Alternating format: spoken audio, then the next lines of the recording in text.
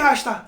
Esse é o canal Barrudo, seja bem-vindo, eu sou o Veloso e vou falar do Bahia, que joga nesta quinta-feira às 19h15 pela Sul-Americana, quarta rodada da Sul-Americana, Rasta. E o Bahia foi a Bolívia para encarar a equipe da cidade de Monteiro, Desportivo Guabirá e Bahia e Desportivo Guabirá.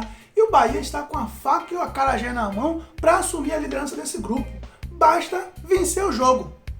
A gente que esperava que a equipe do Independiente, que é o primeiro colocado desse grupo, tropeçasse na equipe do City Torque, e aconteceu. Ia ser melhor do que encomenda. A equipe do City Torque estava ganhando da equipe do Independiente até os 90 minutos do segundo tempo, Rasta, quando sofreu o empate e infelizmente o Independiente escapou mais um pouquinho. Se fosse empate, a equipe do City Torque e o Independiente ficaria ambos com 7 pontos. O Independiente ainda na frente, mas o Bahia só estaria 2 pontos de distância desses dois caras.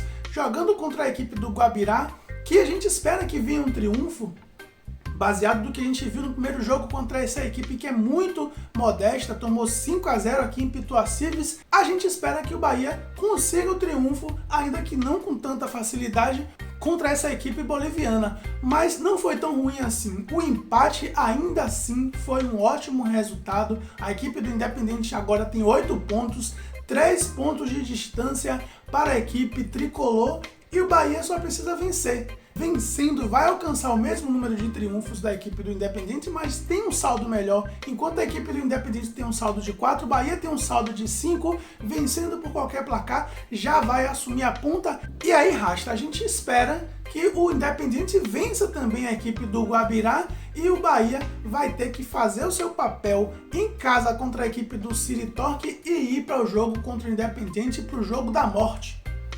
O jogo da morte vai ser Bahia Independiente, Rasta. O Bahia tem a obrigação de vencer o Guabirá fora de casa. Mesmo fora de casa, o Bahia tem a obrigação de vencer.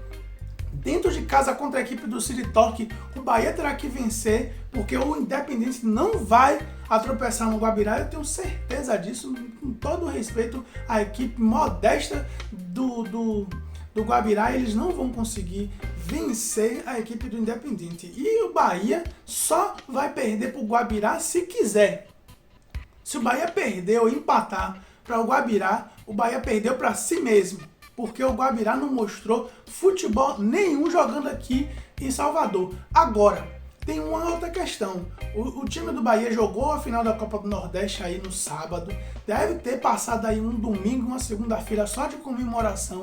Não sei até que ponto o Bahia se preparou fisicamente para esse jogo. É claro que o Bahia deve ter feito sua preparação, treinou lá em Santa Cruz de La Sierra, que é uma cidade próxima a Monteiro, mas ainda bem que o jogo é na cidade de Monteiro, porque não vai ter o problema de altitude. O Bahia não vai ter o problema de altitude, vai jogar ali mais ou menos no nível do mar. Isso já é um alento, já dá pra gente acreditar que o Bahia vai conseguir jogar os 90 minutos de boa.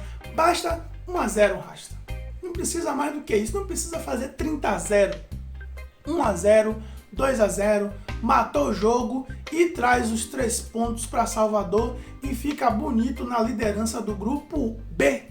Bahia primeiro, Independiente segundo, e embora para a próxima rodada. O Bahia que nessa rodada, na quarta rodada, vai ter a volta do Rossi. O Rossi que ficou 3 jogos aí de suspensão por conta da expulsão no jogo do ano passado do Defensa e Justiça, tomou aí uma punição de 3 partidas e desfalcou o Bahia nessas 3 partidas. Com certeza fez falta, principalmente no jogo contra o City Torque lá em Montevidéu. Contra o Independiente, o Bahia perdeu para ele mesmo. O Bahia teve a chance de vencer o jogo com o pênalti que o senhor Gilberto acabou perdendo, então a gente não pode dizer que o Rossi fez tanta falta assim. O Bahia teria vencido o jogo se o senhor Gilberto tivesse convertido aquele pênalti. No jogo contra o Guabirá já era esperado que o Bahia vencesse por um placar inclusive elástico, e foi o que aconteceu, 5-0, e agora o Bahia terá a chance de jogar novamente com essa equipe, desta vez nos seus domínios. Vamos ver o que é que vai acontecer, Rasta. Esperemos que o Bahia não faça a mesma coisa que o time de transição. Abrindo um parêntese aqui para falar do time de transição no Campeonato Baiano que não se classificou para a final. Seria a 10ª final seguida do Bahia em busca do tetra do Baianão e o tetra do Baianão não vem. Que time horroroso, Rasta. Um time horroroso, o time joga feio, o time não joga nada. Nas redes sociais o povo só fala do Cláudio Prates. Única e exclusivamente culpa do Cláudio Prates. O Rasta, nenhum técnico consegue fazer um time jogar tão ruim como o Bahia jogou no jogo contra o Bahia de Feira.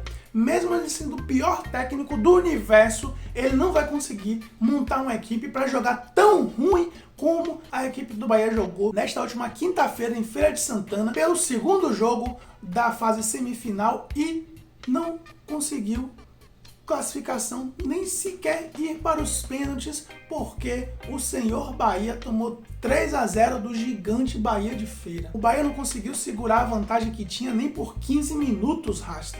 Nem por 15 minutos. Eu vou dizer que a culpa é única e exclusiva de Cláudio Prates. Cláudio Prates é fraco, já mostrou que é fraco, mas já treinou a equipe principal do Bahia pelo Campeonato Brasileiro e conseguiu fazer o Bahia jogar. Na época que o Roger foi demitido, na transição entre Roger e o Mano Menezes, o Cláudio Prates assumiu, foi lá contra o Internacional e conseguiu fazer aquele time jogar. Quase venceu o Internacional lá em Porto Alegre. Então o técnico do Bahia não é tão ruim assim como estão dizendo nas redes sociais. Ele é fraco, mas nenhum técnico pega um time e por mais merda que faça, o time vai jogar tão ruim do jeito que joga aquele Felipinho. Aquele Felipinho é muito ruim, Rasta, é muito ruim. Tem um tal de Gustavo Brinquedo, meu Deus do céu, é brincadeira aquele cara jogando. Agora sim, o Bahia não ter conseguido o título baiano não é o fim do mundo. Seria interessante o Bahia no seu 90º aniversário conseguiu seu 50º título estadual no ano que também conseguiu o tetra do Nordeste. Seria uma história muito bem contada no ano do seu 90º aniversário. Isso seria massa. Porém, a função da equipe de transição não é ganhar títulos. Eu não vejo a função do time de transição ganhar título. É um campeonato fácil que o Bahia conseguiria ganhar se tivesse um time bem armado, bem treinado, com certeza. Mas eu não posso atribuir esse insucesso único e exclusivamente ao Cláudio Prates. Quem viu o Felipinho jogar sabe que ele é deficiente total de futebol. O tal do Brinquedo, não sei o que ele estava fazendo naquele jogo. O pessoal está reclamando que o lateral direito do Bahia foi improvisado. E o Cláudio Prates explicou por que ele foi improvisado. Ele falou que o Borel estava com muitas horas de jogos, não estava apto fisicamente para esse jogo e por isso colocou um jogador improvisado que já tem afinidade com aquele lado do campo. Isso é até aceitável. Se o cara foi avaliado dessa forma, a gente não tem o que dizer. O cara tem que realmente colocar alguém. O lateral direito do Bahia jogou pela Copa do Nordeste e está apoiando o Bahia principal na Sul-Americana. O René Guedes, que inclusive vem apresentando ótimo futebol, certamente fez muita falta para o Cláudio Prates, muita falta mesmo para o Cláudio Prates nesse jogo. O Bahia não tinha um lateral direita nesse jogo, o lateral esquerdo da Bahia já não tem há muito tempo mesmo, porque esse Felipinho Rasta, pelo amor de Deus. E com isso o Bahia ficou dependendo de sorte. Teve até chance com o Bruno Camilo, teve chance com o Marcelo, aliás, o Rasta. Marcelo é um camisa 9 à la Gilberto. Um dia tá aceso, outro dia apagado. É o mais novo atacante vagalume que nós temos no time de transição. Mas como eu falei, a equipe de transição ela tem a função prioritária de revelar jogadores para ser aproveitado no time principal ou ser comercializado e gerar receita para o Bahia. Mas o que tem aí, o que sobrou aí, eu destacaria o goleiro, o Denis Júnior, muito bom, salvou o Bahia algumas vezes de tomar mais gols nesse jogo e no jogo passado. O Bruno Camilo também tem um chute forte de fora da área, pode ajudar também o Bahia de repente. O Marcelo é aquele vagalume, não sei até que ponto o Marcelo vai evoluir, eu espero que evolua, principalmente com a iminência da saída do Gilberto, então eu espero que o Marcelo evolua e eu destacaria aí, além desses, o zagueiro Ignacio também é um bom zagueiro, o próprio Renan Guedes, que é lateral direita, que já tá no time principal aí ajudando há algum tempo, mas o resto, Rasta, tá difícil, viu? O resto que sobrou, nem meia boca eu acho que serve. Nem jogador meia boca, eu não sei se eles são. Mas enfim, vamos ver qual será o próximo time de transição que será montado pelo senhor Guilherme Belintani, que já deu entrevista dizendo que a ideia do time de transição é ainda ser mais jovem, ser sub-21, sub-20, sub-19. Ainda falou que não se assuste se tiver jogadores de 17 anos jogando nesse time, ou seja, as coisas vão melhorar ou piorar, Rasta? Veremos. Mas hoje o jogo é Copa Sul-Americana, time principal. Boa sorte para o time tetracampeão do Nordeste e bora Bahia, bora Barruts, Veloso fui!